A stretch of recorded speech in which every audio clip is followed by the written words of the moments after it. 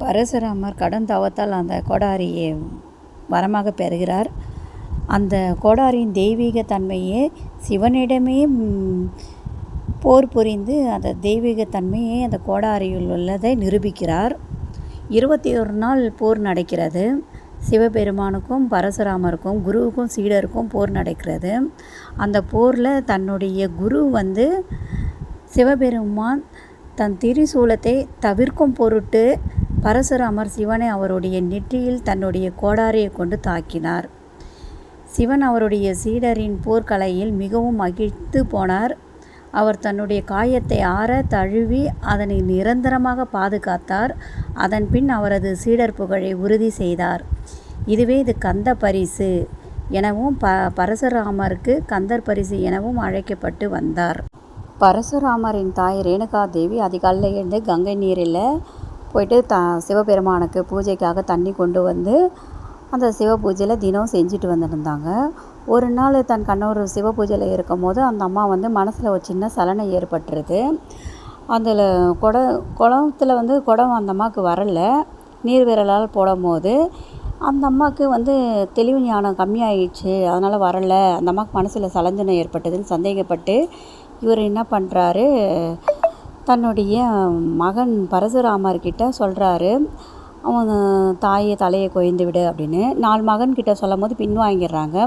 பரசுராமர் தன் குருவாக நினைக்கிற பரசுராமரை சொல்ல தட்டாமல் என்ன பண்ணுறாரு, வெட்டிடுறாரு. வெட்டினதுக்கப்புறம் அவருக்கு ரொம்பவும் இந்த செயல் செஞ்சது ரொம்ப தவறு, தாயை செஞ்சுருக்கக்கூடாதுன்னு ரொம்ப கண் கலங்கிடுறாரு, மனம் நொந்து போய்கிறாரு.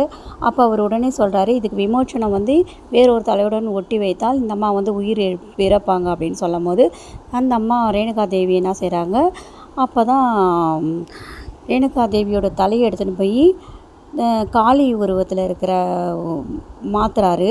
மாரியாக அந்த அம்மா மாறிடுறாங்க. அப்போ அதனால் காளி உருவத்தோடு சேரும் போது ரேணுகா தேவி உயிர் பெறுகிறாள்.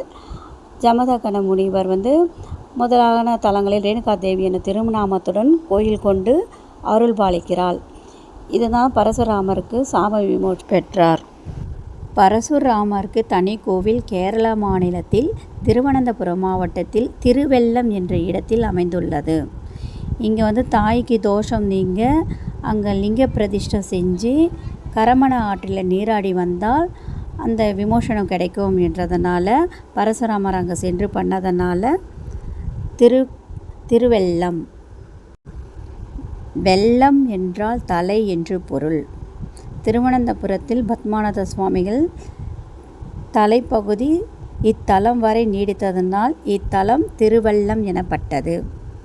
பரசுராமரை போற்றும் விதமாக ஆண்டுதோறும் பரசுராமர் பிறந்த தினமான மார்கழி மாதம் புனர்பூசண நட்சத்திரத்தில் பரசுராமர் ஜெயந்தி தினம் கொண்டாடப்படுகிறது.